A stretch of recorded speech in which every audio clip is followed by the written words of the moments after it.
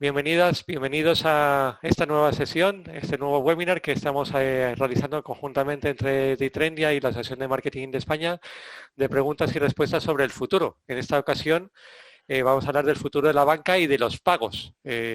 Para eso tenemos aquí a nuestra disposición que con mucho honor por nuestra parte, daros la bienvenida. Muchas gracias, Javier, por haber aceptado la invitación.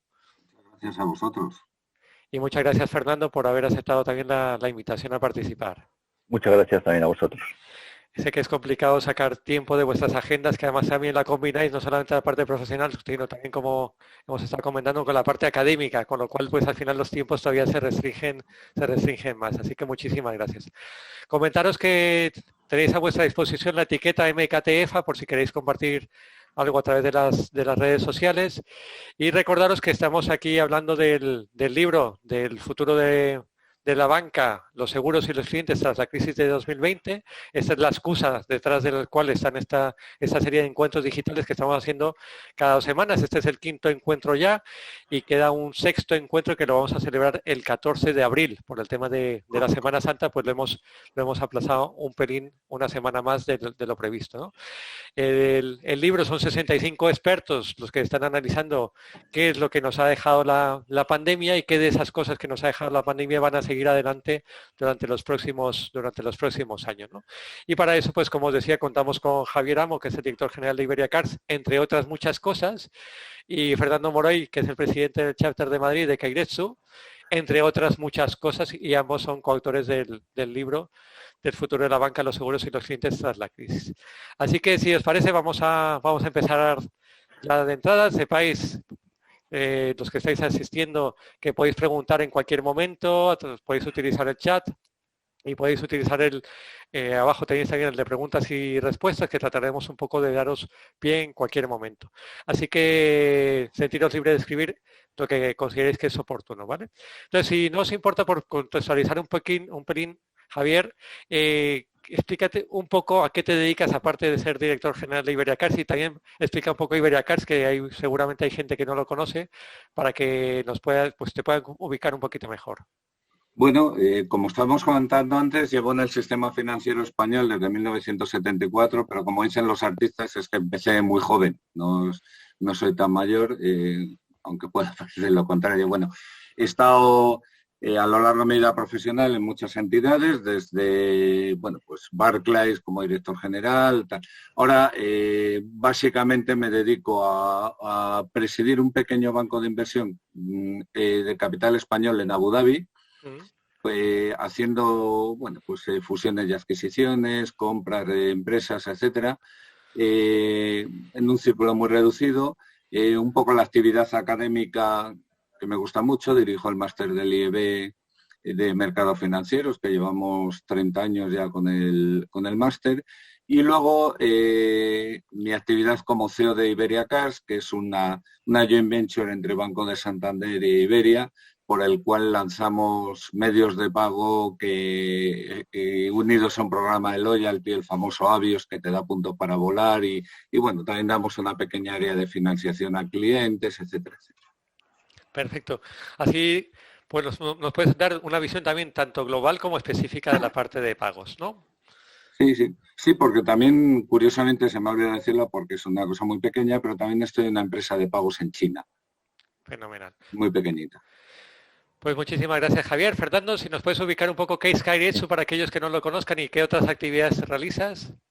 Bueno, primero un poco disculparme que me veáis con mascarilla, porque de hecho estoy en la sala de profesores de una universidad, por tanto es un sitio un poco medio público, medio privado, y por tanto tengo un poco que llevar la mascarilla, pero me ha dicho Fernando que se escucha y demás, pero bueno, únicamente disculparme en ese sentido, ¿no? Bueno, así os libráis, porque como no es feo, pues así no tenéis que verlo, ¿no? Bueno, yo también ya veis que no soy un chavalote, ¿no?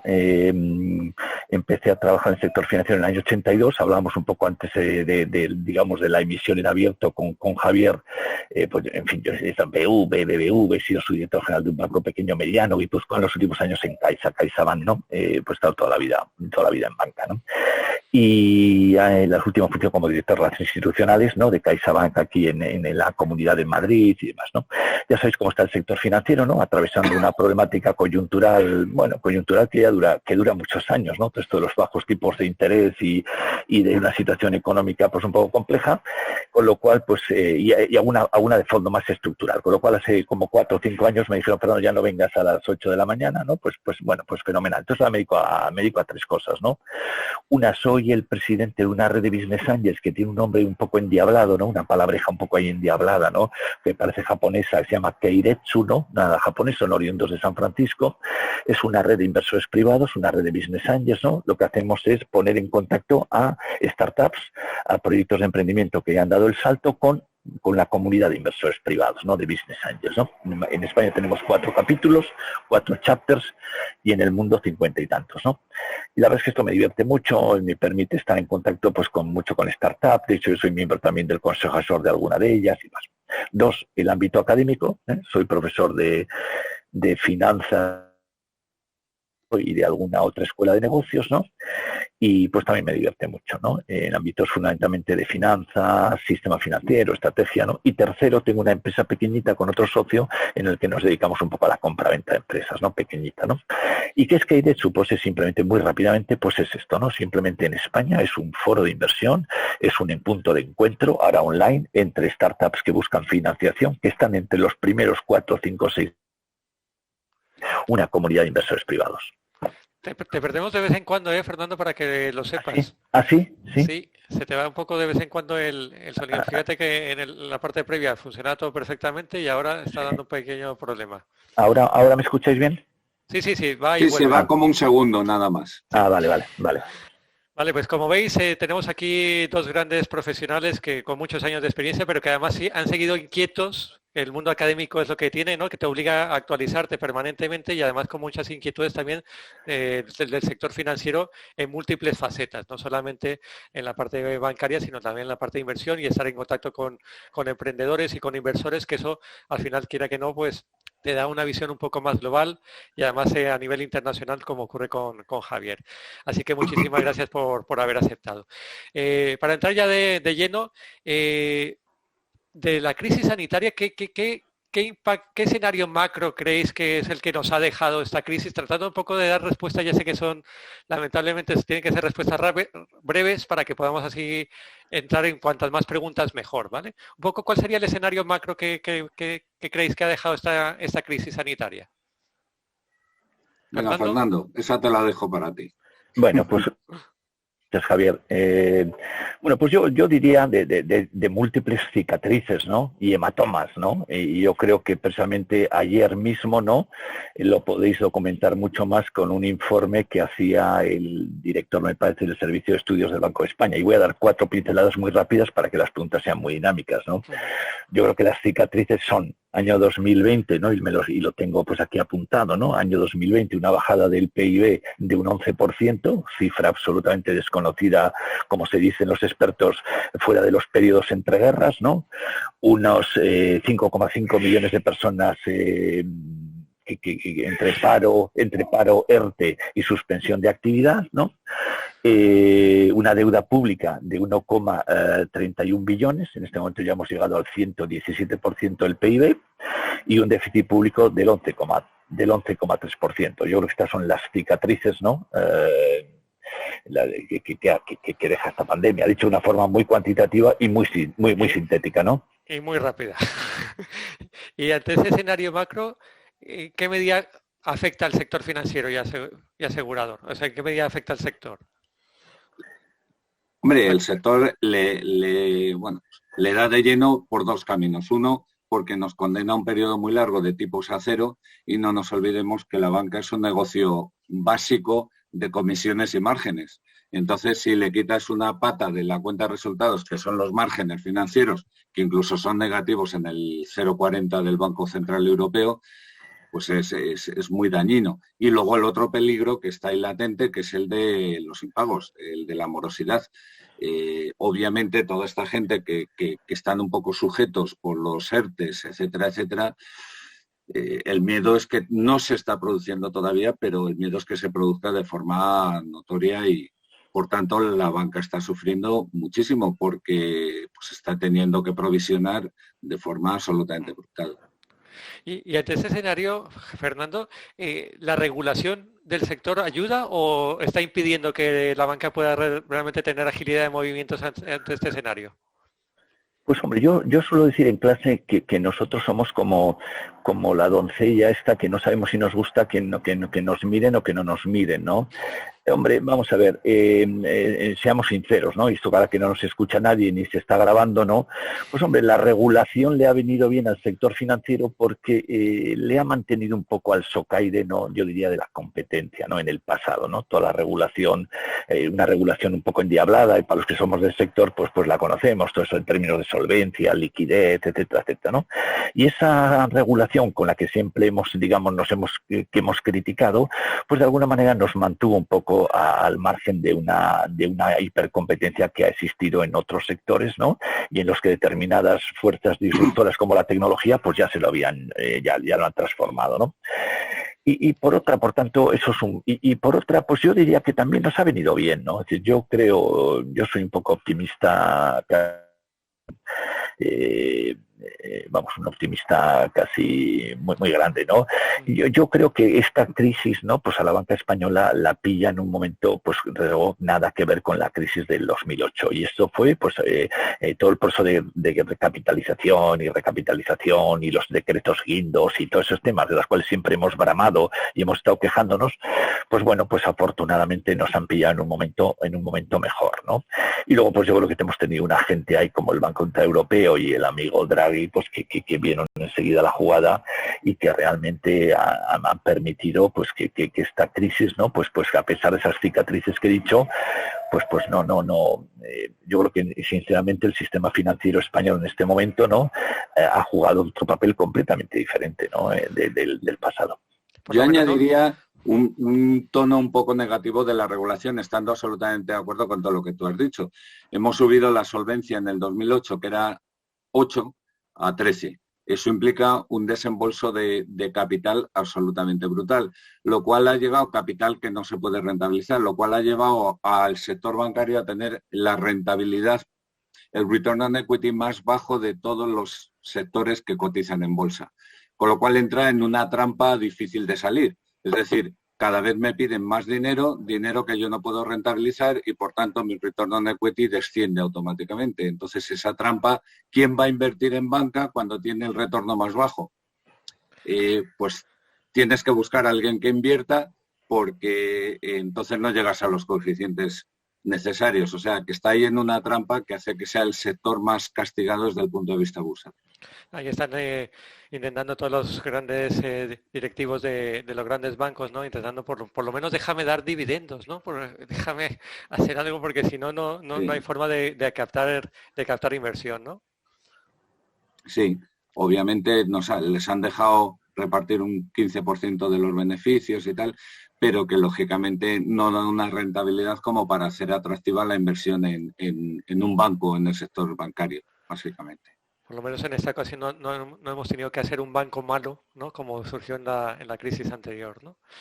Cambiando un poco de tercio, Javier, el uso del efectivo, ¿se ha reducido?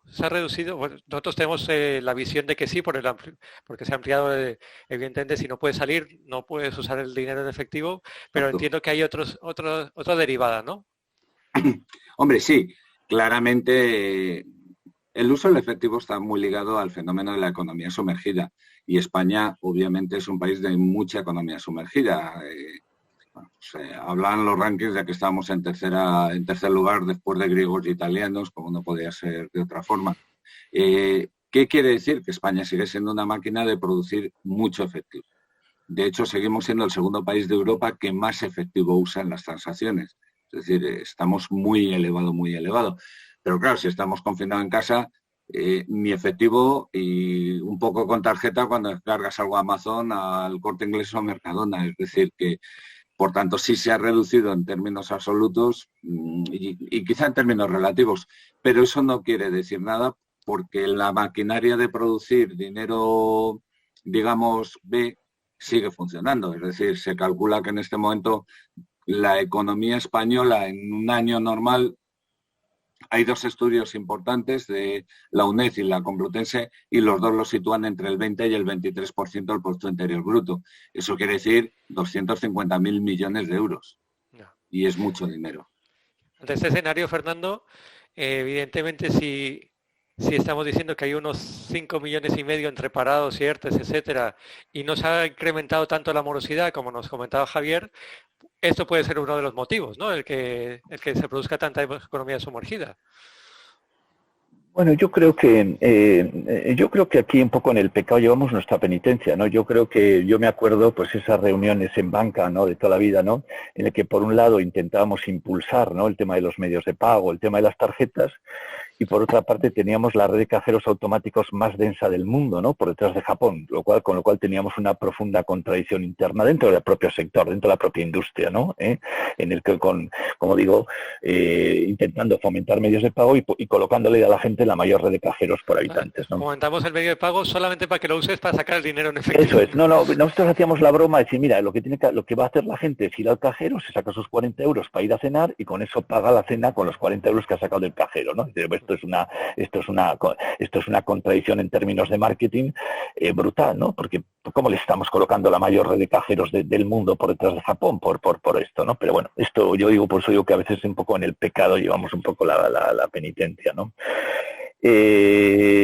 No, yo creo sinceramente que el nivel en este momento yo creo que la morosidad no ha subido, ¿no? Aunque ha repuntado, estamos en un 4, veía esta mañana un 4,54%. No ha subido todavía. No, todavía no se ve, pero yo creo que estamos un poco anestesiados, ¿no? Vamos a ver, estamos anestesiados, vamos a ver. Dopados, diría yo. Sí, dopados, ¿no? Anestesiados. Vamos a ver, en este país el ICO ha regado con más de 120.000 millones de euros, ¿no? El 98% para pymes y autónomos, ¿no? Entonces, bueno, yo creo que estamos ahí. Es decir, recuerdo que la morosidad en 2013 alcanzó el 13,61% y hoy estamos hablando del 4,54%, pero yo creo que estamos dopados, ¿no? Estamos ojalá realmente no repunte, porque ese es el otro gran cáncer que decía Javier, ¿no? Porque el nivel de la rentabilidad tiene es un ratio, ¿no? Está el numerador y el denominador. Por el lado del denominador nos hemos hecho que el regulador nos ha hecho aumentar la capitalización y la solvencia, y por el lado del numerador tenemos menos beneficio neto, luego por tanto la tormenta perfecta, ¿no? ROE por debajo del coste de capital, ¿no? Como decía Javier, la industria menos recomendada hoy en día por analistas, ¿no? Sí. ¿Hasta qué punto, Javier, el incremento del uso de Internet está beneficiando el uso de las tarjetas?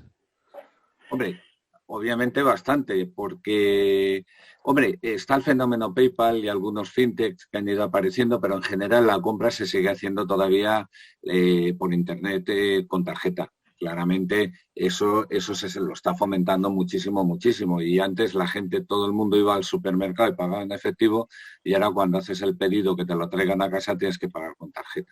Claramente la digitalización de la economía pues tiene ventajas e inconvenientes, pero una de las ventajas es esa, que aumenta el flujo de pagos y la disminución del efectivo.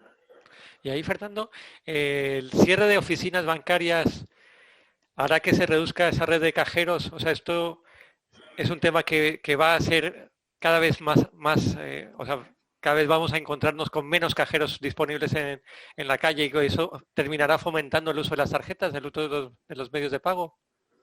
Pues mira, esta misma mañana también iba a decir que me alegra que usted me haga esta pregunta, ¿no? Como dicen los de broma, que no está preparada, ¿no? Pero veía precisamente que han bajado, el año pasado han desaparecido 1.000 cajeros automáticos, ¿no? Aún así seguimos teniendo una red de casi 50.000, ¿no? Como decía, venimos de ser el segundo país del mundo con mayor red de cajeros, ¿no? Nada, esto está claro, ¿no? Pero esto está afectado sobre todo por el cierre de oficinas, ¿no? La banca española ha cerrado en estos últimos años más del 35%, me parece que eran, de oficinas, ¿no? Entonces, claro, esto nos preocupa, como ciudadano ahora, me quito la gorra de bancario, del sector me preocupa un poco como ciudadano, y es verdad, ¿no? Pues oye, y de hecho ya hay alguna voz de alarma por ahí, ¿no? Oye, ¿puede esto originar algún problema de desbancarización de determinadas zonas de geográficas o rurales, ¿no? De alguna manera, ¿no? Todo eso de la España vaciada y demás, ¿no? Es identidades que, bueno, pues que muy legítimamente dicen no me salen las cuentas, ¿no? Estando en este municipio. No, vamos a ver. Perdona, te interrumpa, Fernando, no salen las cuentas, claramente. La prueba es que los cierran, pero en este momento ya estamos en un nivel que hemos pasado de ser el segundo país más bancarizado del mundo después de Chipre, con una oficina por cada 900 habitantes, a otra cosa completamente distinta. Y de hecho, de los 8.000 municipios que hay en España, creo recordar que 4.000 ya no tienen oficina bancaria. Eso quiere decir que nos hemos ido al otro lado, pero es que es un proceso que no va a parar. Es un proceso que no va a parar. Es decir, en un pueblo de 1.500 personas con tipos a cero, etcétera, etcétera, es imposible rentabilizar una oficina, ni con 2.000 personas. Entonces, es un proceso imparable. Entonces, ante esta situación... Esto pasó en el Reino Unido ya, Sí, la verdad es que tuvo que tomar medidas en fin, bueno, un poco, pero bueno, no, esperemos que aquí no sea dramático. En fin, claro, empieza a serlo, Yo soy consejero, o sea, de un banco pequeño, el Banco Apoyo, que tiene una capilaridad tremenda, pero ya el modelo de ir con furgonetas un día a la semana a repartir dinero y tal, es un modelo que se está pensando en muchos sitios. Sí. Al final, determinados perfiles de clientes se van a ver un poco en esa situación de que no tienen la posibilidad de acercarse a ninguna entidad financiera cerca de sus zonas, ¿no? Con lo cual, al final, se tienen que terminar obligando a digitalizarse, ¿no? Sí que hemos visto un proceso de digitalización mayor con determinados perfiles de edades, ¿no? Que se tuvieron que obligatoriamente digitalizar fruto de la pandemia. Y son simplemente para estar en contacto con sus hijos o con sus nietos o para tener la posibilidad de acceder a ver qué es lo que pasa con mi cuenta corriente a través del banco, ¿no? O la posibilidad de, bueno, tengo que comprar algo, pues voy a comprar por internet y aunque sea pues la tarjeta que nunca la había utilizado, la voy a empezar a utilizar, ¿no? Este tipo de perfiles que no estaban digitalizados y sí que estaban con una relación muy cercana a ese punto de oficina, ¿cómo creéis que les afecta esto de que sea un contacto físico a un contacto ya más digital? Bueno, vamos a ver, hay una generación, de broma nos llaman ya los Vigenials, que curiosamente nos estamos saliendo un poco de la norma. El otro día me quedé asombrado viendo que el porcentaje de inversión de los mayores de 65 años es muy superior en renta variable frente a renta fija que cualquier otra edad de la gente, que eso significa un gran cambio. ¿Qué quiere decir? Pues que es una generación con 65 años, relativamente joven, con ganas de hacer cosas, mucho viaje, mucho tal, y que ha podido asumir con mucha facilidad esa digitalización de la vida.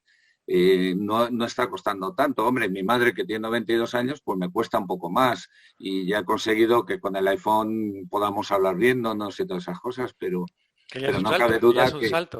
Sí, que cuesta, pero el tránsito ha sido rápido. ¿Y qué retos ha supuesto ese cambio de canales de físicos a digitales, Fernando, desde tu opinión? Hombre, yo creo humildemente, ¿no? Y yo creo que los que hemos estado en el sector, a pesar de los pesares y a pesar de los problemas, sinceramente creo que la banca española ha sido siempre una banca modélica en el mundo, lo digo, en términos de automatización, puntera, en términos de inversión, en términos de inversión en tecnología. Por tanto, yo diría que ese proceso, ese tránsito... Hombre, evidentemente habrá colectivos que lo habrán sentido con mayor urgencia y otros con menos, pero yo diría que lleva tiempo, ¿no? Yo diría que nuestros accesos a banca online e internet, o sea, yo creo que la banca española, sobre todo las entidades, pues las más importantes, pero en general, todo el tema del 99% de su operativa en internet lo tienen hace muchos años ya, ¿no? Es decir, entonces, y ese proceso pues lo han ido un poco empujando, ¿no? A los diferentes colectivos, ¿no? Por tanto, yo creo que no es tanto, no creo que no ha sido muy traumático, ¿no? Realmente creo que ha sido un proceso que lleva años. Yo no sé, en los últimos 10, 15 años en la entidad, en la última en la que estaba, pues los esfuerzos que se hacían en estas entidades eran muy grandes, ¿no?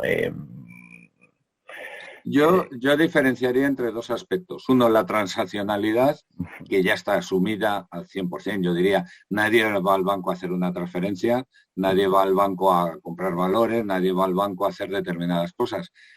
Pero la parte de ventas, todavía la gente se siente mucho más segura, pues si vas a comprar un fondo de inversión de alguien que te asesore, si vas a pedir una hipoteca, pues la pides en 6 sitios. España es el único país del mundo donde puedes regatear con tu banquero. Pues si me la dejas al 0,6 de domicilio, no sé qué, pues si me traes esto, tal. Y eso es mucho más difícil de hacerlo online. La venta de productos online frente a la transaccionalidad va un poquito por detrás. Desde el punto de vista financiero, me refiero. Perfecto. Vamos a cambiar un poco de tercio, recordar a los asistentes que podéis preguntar en cualquier momento cualquier cosa a través del chat o a través de preguntas y respuestas que trataremos de pasársela a nuestros ponentes de hoy, a Javier Amo, el CEO el director general de Iberia Cars, y Fernando Moroy, que es el presidente del Charter de Madrid de Keiretsu, que es una red de Business Angels.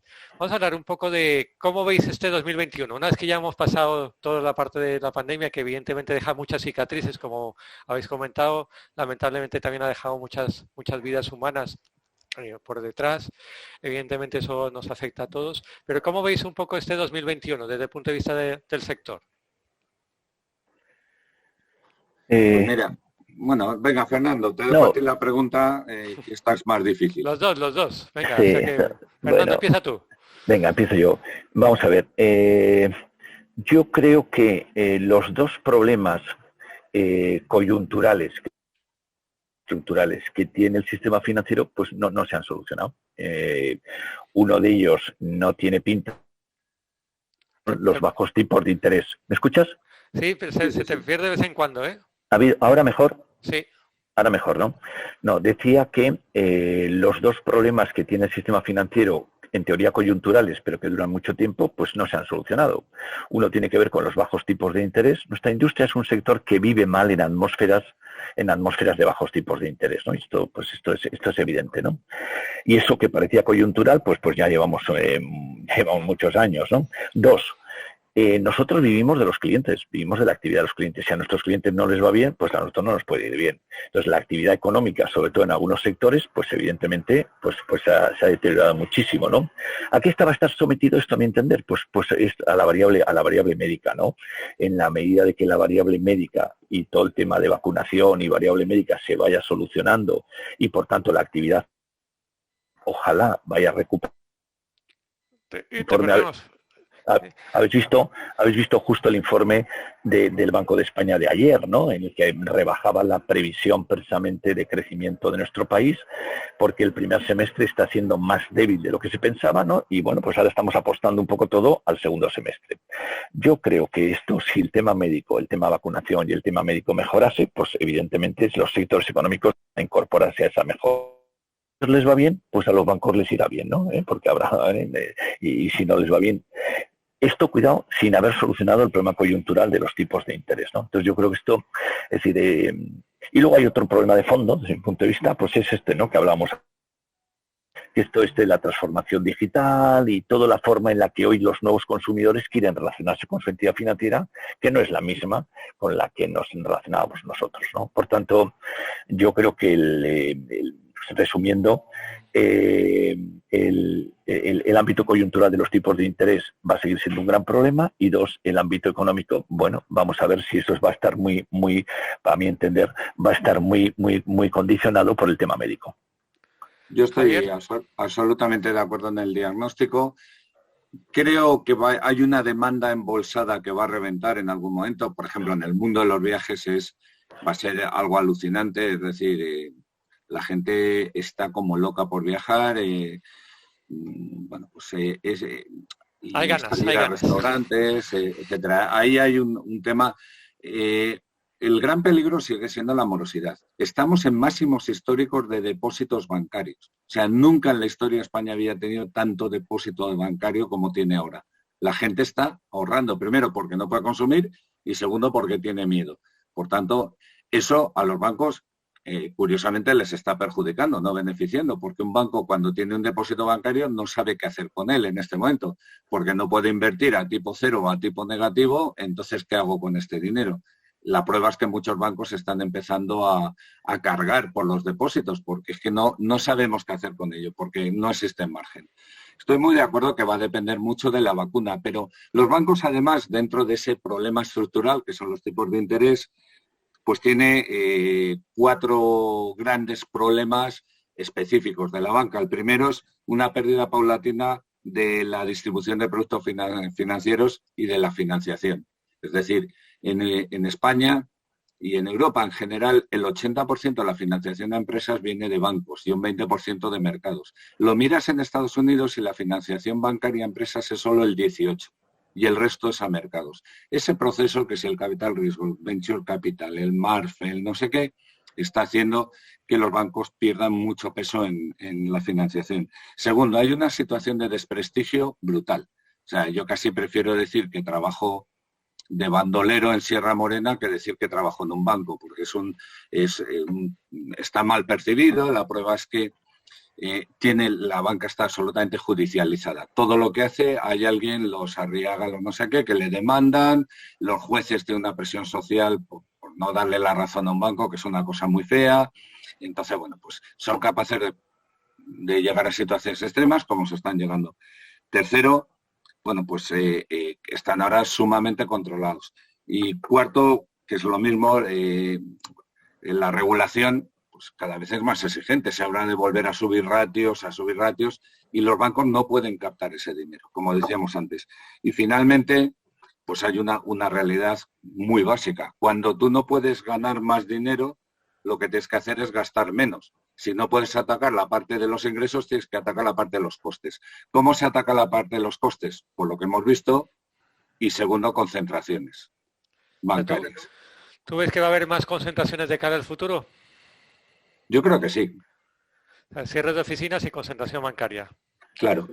¿Llegaremos al punto finalmente de que se vean concentraciones bancarias fuera del ámbito del país, a nivel europeo o a nivel...?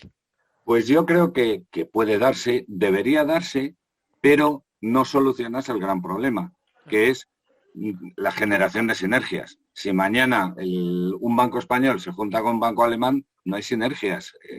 Habrá sinergias, pero no son tan notables como si se juntan 2 españoles que cierran la mitad de las oficinas, la misma plataforma, etcétera, etcétera.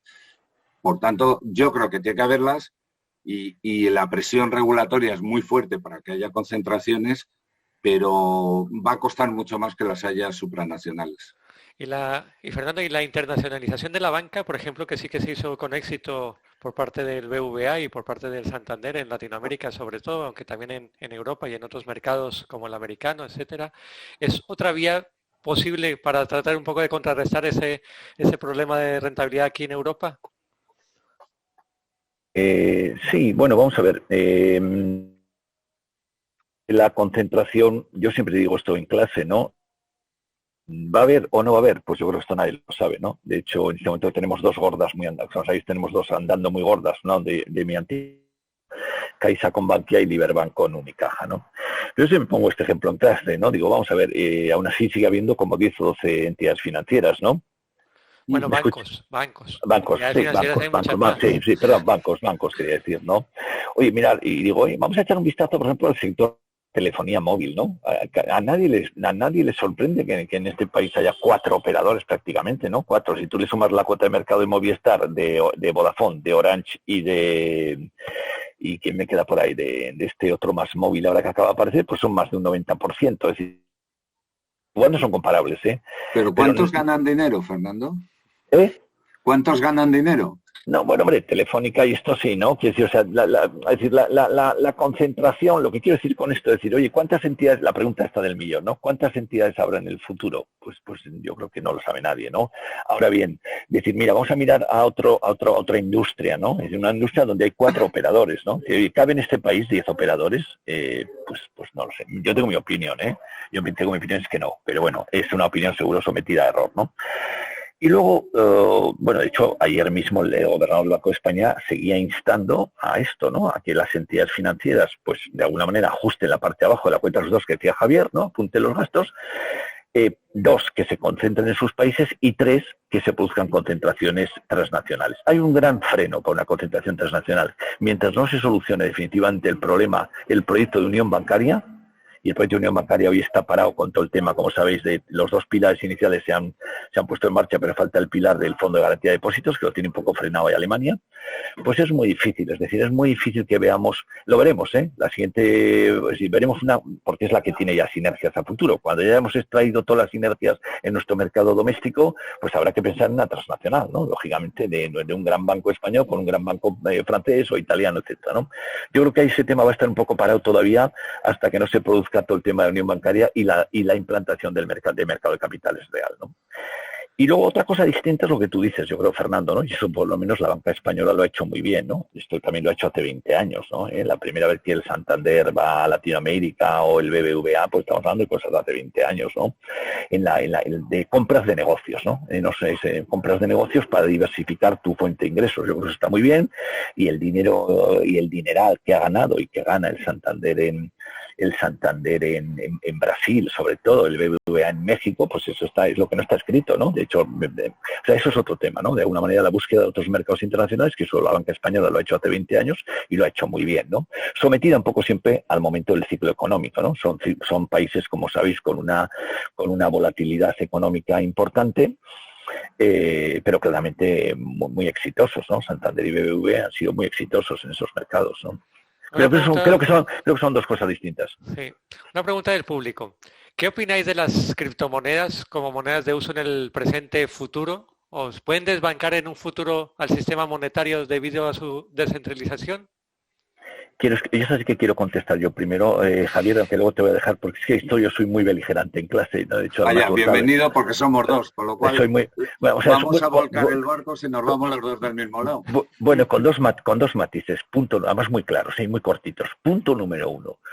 Y dirá, bueno, este es un energúmeno lo que va a decir. Soy un tremendo enemigo del Bitcoin, y lo primero que pongo en clase son vídeos probablemente el profesor de finanzas más importante del mundo, uno de los más importantes, que se llama Nouriel Roubini, de la Esther de Nueva York. Si ponéis Nouriel Roubini en YouTube, ¿no?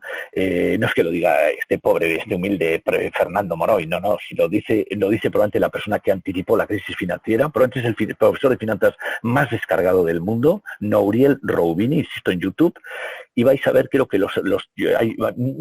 hay muchísimos vídeos, ¿no?, contra el Bitcoin. Yo estoy totalmente en contra, ¿no?, en la medida de, bueno, pues no quiero monopolizar el tema. Lo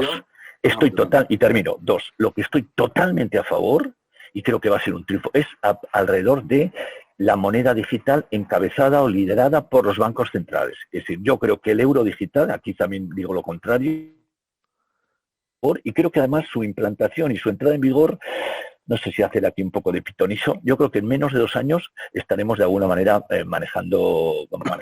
trabajando con el euro digital. Por tanto, resumen, muy contra el Bitcoin y muy pro euro digital. Criptomonedas sí, pero no bitcoins. No, criptomonedas, vamos a ver, Fernando, vamos a ver, pero en un mundo donde creo que hay 2.000 criptomonedas, pero ¿de qué me está usted hablando, no? O sea, vamos a ver, estoy totalmente en contra de todo ese tema, ¿no? Ni como unidad de ahorro, eso que se enseña en la facultad, vale, ¿no? Euro digital sí, como apalancada.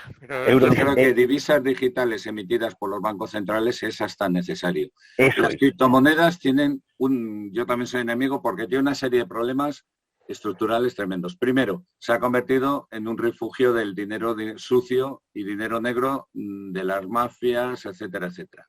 2, en un mundo ESG como el que estamos, la minería de criptodivisas consume, una fábrica de criptodivisas en China consume más que una ciudad de 500.000 de habitantes de electricidad. Tercero, los bancos centrales no pueden permitirse el perder el control de la masa monetaria, porque entonces nos vamos a Walking Dead, todos comiéndonos los unos a los otros, etcétera, etcétera. Y cuarto, es un tema de seguridad. Es decir, alguien te las puede, si hackean la NATO, Si hackean el Pentágono, ¿cómo no van a hackear un PC y llevarse los bitcoins que tengan allí almacenados y tal? Es decir, tiene una serie de cosas en contra que probablemente hay gente que puede pensar que no es suficiente, pero sí es suficiente desde un punto de vista regulador. Y quinto, la volatilidad. Y sexto, que un número limitado de monedas. Y séptimo, que no sabemos quién es el autor. Y octavo, es que, vamos a ver, Mañana el gobierno chino, como ya hizo, dijo, no admito pagos en bitcoins, y de 50 lo tienes en 10 en 24 horas. Por eso no sé, vamos a ver, esa pregunta que dicen la gente de marketing, ¿no? Esa pregunta famosa, única. ¿Recomendaría usted invertir en bitcoin a su padre, a su hermano o a su madre? Mi respuesta es no. Pero dicho esto, como diría Mafalda, pues puedo estar totalmente equivocado, ¿no? Pero en principio estos son mis principios y la verdad que no tengo otros. Otra preguntilla. Javier, ¿cómo crees que serán los pagos en el futuro? Entonces, si el tema del dinero en efectivo está un poco así, y el tema de los medios de pago mediante tarjetas, que es el que estamos acostumbrados, o el tema de las criptomonedas o criptodivisas, por así diferenciarlas, las oficiales de las criptomonedas al uso, ¿cómo crees tú que serán los pagos en el futuro? Pues mira, si hacemos ciencia ficción, puedes irte a donde te dé la gana, desde un apósito que te pongan Hoy en día puedes pagar con el teléfono, que ya lo tiene prácticamente todo el mundo, con el reloj, cualquier smartwatch lo puedes hacer, pero hace poco vi en unas pruebas, en un anillito pequeño de plástico que te pones aquí, puedes hacer ya pagos también. Con lo cual, pues la gente dice, no, es que el teléfono es cómodo. Es que a lo mejor dentro de unos años no existe ni el teléfono. Llevamos las smart glasses aquí, que llevas el teléfono en una patilla y en la otra lo que te dé la gana. Es decir, le puedes echar imaginación o un pequeño injerto en la piel, como se está tratando de hacer en algún sitio como prueba. ¿Para qué vas a llevar el móvil si te pueden poner un pequeño injerto en la piel y ahí ya puedes oír conversaciones, puedes pagar, puedes hacer lo que te dé la gana? Es decir, que ciencia ficción. ¿Y qué ventajas o desventajas tendría la desaparición del dinero físico? Pues mira, las ventajas y las desventajas son muchas por los dos lados. Las ventajas es, primero, la desaparición de la economía sumergida. Está claro que si desaparece el dinero físico, la economía sumergida, y no es baladí, porque si hablamos de esos 250.000 millones en España, ponles un impuesto del 30%, saldrían 75.000 millones de euros de recaudación. Salvo que vayan a criptomonedas. O sea, desaparecería el efectivo, pero seguiríamos con el problema, ¿no? No, bueno, por eso tienen que ser las emitidas por los estados, no las otras, que ahí estarán nominadas y se sabrá que las tienen. Segundo, obviamente, si no hay dinero en efectivo, el robo físico, la violencia física y todo eso es mucho más difícil. Bueno, pues de hecho, se calcula que por cada 5% de aumento en los pagos electrónicos baja un 2,5% la economía sumergida. El reverso tenebroso de todo eso, ¿qué es? La primera es la pérdida de privacidad.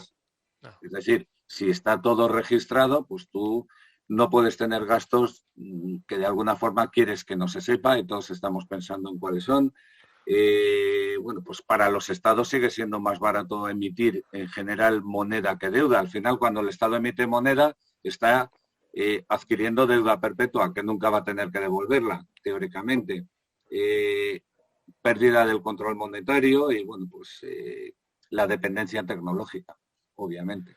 Esos son los inconvenientes, las ventajas son las que hemos ido viendo. Fenomenal. Una pregunta, Fernando, del público. Pregunta Adriana. ¿La regulación PSD2 de Open Banking complicó aún más la rentabilidad de los bancos en el contexto actual o crees que no tiene incidencia? No, creo que sí tiene incidencia. Y bueno, la verdad es que me voy a poner un poco la gorra corporativa, ahora bancaria, ¿no? Me parece que hay una cierta asimetría, ¿no? En esa regulación, ¿no? En la medida de que la regulación obliga, ¿no? A la apertura de tu portfolio a esos diferentes agentes, ¿no? Agregadores, etcétera, etcétera, de información. Y sin embargo luego, por ejemplo, hay elementos de privacidad o de seguridad que te los carga a ti, ¿no? Entonces, es decir, usted Fernando, te perdemos. Uy, te hemos perdido ahí. Ahora. Cuando te queda en privacidad. Es que yo creo que debe ser que el altavoz Sí. se está quedando sin batería ya. Vamos a ver, perdón. No, decía que yo creo que sí ha afectado y que un poco poniéndome la gorra un poco bancaria, pues igual yo creo que hay una cierta asimetría, ¿no? Asimetría, ¿no? De un lado el regulador, le ha dicho a las entidades financieras, ustedes abran las puertas de sus casas, ¿no? Dejen entrar a que agregadores de valor, ¿no? Y que bueno, pues está bien, ¿no? Agregadores de valor incorporen valor, ¿no? Pero por otra parte luego lo que no ha solucionado es ¿y quién corre con los problemas de seguridad, con los problemas de confidencialidad, con los problemas de alguna fuga futura posible de ese tema? Y sin embargo se la sigue dejando de alguna manera al propietario original de los datos, que es la entidad bancaria, ¿no? Bueno, ya veis que en este momento pues hay una pelea tremenda, ¿no? Es difícil que entréis en vuestro banco, ¿no? En vuestra página web de vuestro banco, que no os haga la pregunta, ¿quiere usted integrar sus otras cuentas que tenga en otro sitio, ¿no? Para que yo haga de agregador y de integrador. Además hay otra asimetría, y es que la regulación, si te llamas banco, es infinitamente superior a si no te llamas banco. Vamos a ver a quién reclamamos el día que una de estas fintech caiga, arrastre, bueno, ahora son menores, pero el día que caiga una y arrastre a mucha gente, vendrá el llanto y crujir de dientes. ¿Por qué? Porque se está escapando a la regulación todo ese tipo de cosas. No ya el PS2 en concreto, que bueno, de alguna forma es banco contra banco, aunque aparecen algunos por ahí entre medias y tal, pero esa asimetría de regulación en países como Argentina, que ya el 40% se hace por fuera del sistema bancario, y en Estados Unidos cerca del 30% del sistema financiero va por fuera. El día que haya una gorda estilo bosques naturales, estilo fórum filatélico y todo eso, vendrán las manifestaciones, es que a nosotros no nos lo dijeron, etcétera, etcétera. ¿Por qué? Porque a unos se les está sometiendo una regulación absolutamente brutal, mientras que a otro es, bueno, estos... Son pequeñajos, sí, no afectan tanto. Y eso va a ser un problema ya, pero no afecta todavía, que en Argentina eso ya es el 30%. Hay una pregunta. ¿Qué tendencias de futuro veis que pueden impactar más al mundo bancario, al mundo de los pagos? El tema estamos hablando de que hay mucha tecnología alrededor que puede de alguna forma impactar a los bancos y a los pagos, ¿no? Hablamos por una parte de las criptomonedas, hemos hablado también del tema del PSD2, que es una forma de abrir datos, estamos hablando también de los problemas de financiación por parte del mundo no bancario al mundo de las empresas, por ejemplo, que lo has comentado tú, Javier. O sea, ¿hasta qué punto... ¿Cómo veis el futuro desde el punto de vista de tendencias que tenemos que fijarnos en esto porque esto nos va a afectar mucho al sector? Yo creo que yo las agruparía en 4 grupos, si me permite, Fernando, contestar yo. El primero son los factores sociales. Estamos ante una sociedad tecnológicamente avanzada que, bueno, pues de alguna forma ha habido gente que ya ha nacido tecnológico. Segundo, cambios muy fuertes en la sociedad. En Madrid, por ejemplo, tenemos ya un 15% de inmigrantes y eso no va a parar. Es decir, ya no son sociedades tan compactas, con lo cual vamos a tener, no es lo mismo la necesidad bancaria de un inmigrante marroquí, que el tipo de interés es pecado, que un latinoamericano, que lo que puede tener. Es decir, los cambios sociales van a ser importantes. Los tecnológicos, te puedes imaginar, pues todo lo que hasta ahora centrado en el mundo del smartphone, pero yo creo que eso se va a quedar obsoleto en un par de años. Tercero, económicos. Pues la productividad, la regulación y todo eso, pues va a hacer que los bancos tengan que evolucionar mucho más rápido. Y la cuarta y la más importante, la aparición de nuevos competidores, que son las fintech, los fondos. El Fondo Soberano de Noruega, que tiene en torno al 14% del IBEX, pues decidió que como ya no encuentra inversiones eficientes, iba a prestar a las grandes empresas, un fondo soberano. Los neobancos y challenger banks, todos estos Revoluts y tal, que muchos de ellos no tienen en su horizonte ganar dinero, tienen en su horizonte conseguir una masa de clientes suficientes para que otro banco les compre. Y los operadores tecnológicos, bueno, pues ya tienes Apple Pay, Apple no sé qué, Amazon Credit Card, tienes un montón. Los retailers, no nos olvidemos que el Corte Inglés es el mayor proveedor de crédito consumo de España. Si tú compras una lavadora y pagas en 4 meses, en un año le estás dando un crédito consumo. incluso el crowdfunding, que todavía no ha llegado aquí, pero en Estados Unidos ya ha habido empresas que han llegado a los 10.000 millones de préstamos entre personas. Fernando, ¿alguna otra más que quieres añadir? Sí, bueno, un poco la semana pasada yo creo que nos daba una pista el gobernador, precisamente del Banco de España, ¿no? Que en una intervención que hacía que es todo el fenómeno de la intervención del sector, ahora como sector en general, no tanto en medios de pago, ¿no? Como el sector financiero en todo el tema relacionado con el cambio climático, ¿no?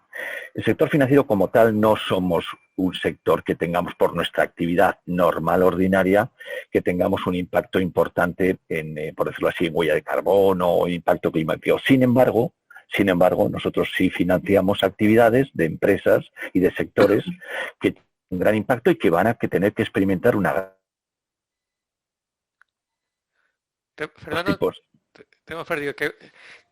La última frase se ha cortado. Sí, no, yo decía que nosotros no somos unos como entidad, sí. nosotros no, pero sí tenemos clientes que lógicamente, pues, y tenemos clientes que van a experimentar riesgos de tipo climático, ¿no? Es decir, yo pongo este ejemplo a veces en broma, ¿no? Es decir, antiguamente cuando un departamento de riesgos analizaba una promoción de viviendas, una promoción inmobiliaria, voy a poner un ejemplo extremo, y esta promoción estaba en el delta del Ebro, pues de luego jamás se hubiera pensado que a lo mejor hubiera un problema de cambio climático y que esa promoción, por un problema en el delta ese del Ebro, iba a haber una inundación importante que afectaría a la garantía y al valor del crédito, ¿no?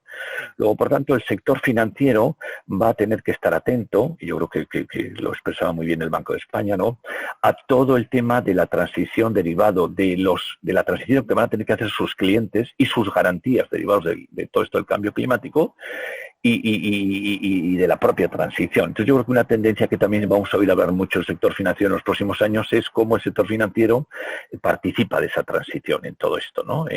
Sobre todo en sus clientes. De hecho, algunos ya han comunicado, es decir, algunos bancos han dicho, oye, yo no voy a financiar sectores o industrias, vamos a llamarlas, en actividades marrones o en actividades... va a haber que transformar el portfolio, ¿no? La cartera de crédito, ¿no? Fomentar un poco la economía verde, ¿no? Por así decirlo. Sí, más que fomentar la verde, desincentivar la no verde. Sí, por eso, pero esa transición se escribe fácil en un papel, pero claro, luego hay que hacerlo, ¿no? Hay que hacerlo. Muy bien. Recordar un poco a los asistentes que estamos hablando con Javier Amo y con Fernando Moroy. Javier Amo es el director general de Iberiacars y Fernando Moroy es el presidente del Chapter de Madrid de Queireso, y ambos son coautores del libro El futuro de la banca, los seguros y los clientes tras la crisis de 2020. También recordaros que esta es la penúltima sesión, ya estamos en la sesión número 5 de presentación del libro, que hemos ido estructurando los diferentes capítulos, y nos queda una última sesión que está prevista para el día 14 de abril, vamos a hablar un poco del futuro de los seguros y las pensiones. Así que si queréis apuntaros, pues con muchísimo gusto, pues os podemos mandar la invitación cuando acabe la sesión. Vamos a compartir el vídeo de esta sesión y os rogamos que por favor completéis una encuesta de satisfacción que tenemos. Según cerréis la pantalla os saldrá directamente del Zoom, o si no, mañana o pasado, cuando os mandemos el resumen de la sesión y el vídeo, pondremos el enlace para que por favor, si nos podéis completarla, pues os lo agradecemos un montón. Entonces, para ir terminando, si os parece, Fernando, Javier, aquí tenéis el enlace de la siguiente sesión del futuro de los seguros, el día 14 de abril. Fernando, Javier, ¿qué cosas son las que consideráis que tenemos que tener en cuenta para este año? Si estamos trabajando en el sector bancario, en el sector de medios de pago, en el sector de banca de inversiones, ¿qué consejo daríais a alguien que diga, bueno, ya más o menos el primer semestre está como está, pero el segundo semestre, ¿qué podría ser? Desde el punto de vista, tenemos aquí personas que son del departamento de marketing, del departamento comercial, del departamento de riesgos, del departamento de mercados financieros en general. ¿Qué recomendaciones le daríais a este tipo de profesionales? Javier. Fernando, que yo me he enrollado mucho. Esta te toca a ti. Esta es una pregunta que si yo la supiera, no estaría aquí, ¿no? Estaría en el cielo, ¿no? No tienes la varita mágica, tienes la batuta. Haz de cuenta que estás en clase y estás diciendo, mira, pensar un poco en esto. Pues yo creo que hay que, no sé, iba a decir casi rezar, ¿no? Y rezar que el Menos mal que segundo... eres el optimista. Sí, sí, no, vamos, pero porque lo soy, ¿eh? Es decir, rezar para que de alguna manera la fuerza fundamentalmente, que es un poco lo que en este momento más freno está haciendo la actividad económica, que es la parte médica, pues evidentemente evolucione satisfactoriamente. Porque como decía Javier, y no hay más que pensar en vuestros hijos, en vuestros tal, mis hijos por la noche todo el día están hablando de que van a viajar, dónde van a ir, dónde no van a ir, dónde tal, o sea, sin pensar cualquiera de vosotros, ¿no? Nosotros mismos, ¿no? ¿Os habéis comprado mucha ropa? ¿Vosotros habéis comprado mucha ropa en esta pandemia? ¿Habéis viajado mucho? ¿Habéis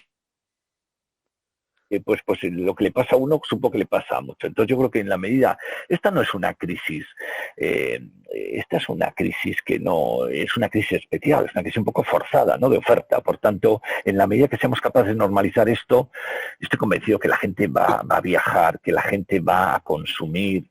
Primero empezarán los que pueden, los que tienen trabajo, pero como eso inducirá evidentemente nuevos puestos de trabajo, los que no están, se incorporarán los que hoy no están a ese mercado de trabajo y luego pues esto entraremos en una rueda, como siempre, en una rueda virtuosa o viciosa, ¿no? Por tanto, yo sí que creo que es importante de que esto evolucione, ¿no? Pues que evolucione a mejor, ¿no? A pesar de que me veis aquí, ¿no?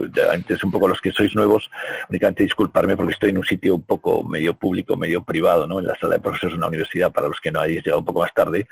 Si esto saliera adelante, pensad en vosotros mismos, ¿no? ¿Cuánta ropa os habéis comprado? ¿Cuánto habéis viajado? ¿Cuánto no sé qué? Pues no sé, ¿no? Pues yo creo que esto, no sé. Hombre, y yo desde el punto de vista de una entidad financiera hay que tener mucho cuidado. En ese momento, estando absolutamente de acuerdo con Fernando, pero entre el momento de la depresión y de la vuelta a la normalidad va a haber un momento muy duro, que va a ser cuando se acaben los ERTES, cuando se acabe todo eso, y ese momento va a ser de sangre, sudor y lágrimas para las entidades financieras, porque no cabe duda que en España hay muchas empresas zombies que están subsistiendo porque han visto un chorro de dinero que les ha llegado, pero cuando nos quiten, como decía un profesor mío, cuando baje la marea se va a ver el que lleva bañador y el que no. Entonces, esa es una realidad y nos va a pasar a nivel empresas, a nivel personas físicas, va a haber un momento muy difícil. Hay 1 millón y pico de personas en un ERTE que cuando se le quite el doping, a ver esas empresas que van a hacer. Viene, yo creo que el 2022 va a ser muy bueno, el 2021 va a ser un gran segundo semestre, pero no grande para todos. Y ese va a ser el problema. Pues Javier, Fernando, muchísimas gracias por vuestra generosidad, el compartir toda vuestra experiencia, tratar de concentrar además esas respuestas, que sé que es difícil, estáis acostumbrados a dar másters, con lo cual estáis dando estas lecciones a lo largo de un año entero, con lo cual os agradecemos un poco esa labor de síntesis que habéis hecho hoy. Y simplemente para terminar, ¿alguna reflexión final, Javier? Bueno, yo creo que la reflexión final ha sido la que hemos dicho, que bueno, pues que esto es un momento histórico dificilísimo, que saldremos, no quepa la menor duda, que la salida no va a ser simétrica para todo el mundo, que va a ser asimétrica y que bueno, pues debemos estar preparados. Yo siempre a mis alumnos les digo, mira, es el momento de formarte todo lo que puedas, buscar cosas nuevas y tal. El mundo está cambiando muy rápidamente y yo creo que la sociedad española y la educación española no está cambiando al mismo ritmo. Tenemos que obligarnos a actualizarnos como profesionales hay permanentemente. Un tema que me dejó absolutamente fascinado y es que en España, en el 2019, el último año que ha asistido de verdad, porque el 2020 asumimos que no ha asistido, con un paro de 3 millones y pico de personas se quedaron 100.000 puestos en tecnología sin cubrir. Yo he aprovechado, como ejemplo, he estado 6 meses en un curso online en el MIT sobre inteligencia artificial. Obviamente a mi edad no pretendo trabajar en inteligencia artificial en mi vida, pero creo que es necesario entender cómo funciona, etcétera, etcétera. No puede ser que España se queden 100.000 puestos de tecnología sin cubrir. Fernando, unas últimas palabras. Pues me recuerda, voy a quitarle un poco, me recuerda esa frase de Mafalda, ¿no? Diciendo, dicho todo esto que hemos dicho, ¿no? Voy a hacer un pronóstico, ¿no? Puede pasar cualquier cosa. Este es no, fuera broma. Yo creo que lo que hemos comentado es lo que está pasando, ¿no? Y lo que puede pasar. Fenomenal. Pues muchísimas gracias, Javier, muchísimas gracias, Fernando, muchísimas gracias a todos los asistentes por habernos acompañado, a todos los que nos escucháis, nos habéis escuchado en directo y a todos los que nos escuchen después en diferido. Así que muchísimas gracias y hasta la próxima sesión. Recordar la encuesta de satisfacción. Muchísimas gracias. Gracias tocayo. a vosotros, Fernando. Muchísimas gracias, Javier. Y a la gente que nos ha estado escuchando. Muchísimas gracias, Fernando, Javier. que no tenemos muchas veces esta ocasión, nadie nos hace caso en casa, pues tenemos que venir a hablar aquí. Aquí, bueno, por eso yo doy clase, pues es un sitio donde está la gente callada y me escucha, ¿no? O sea, nada más, o sea que, bueno, gracias.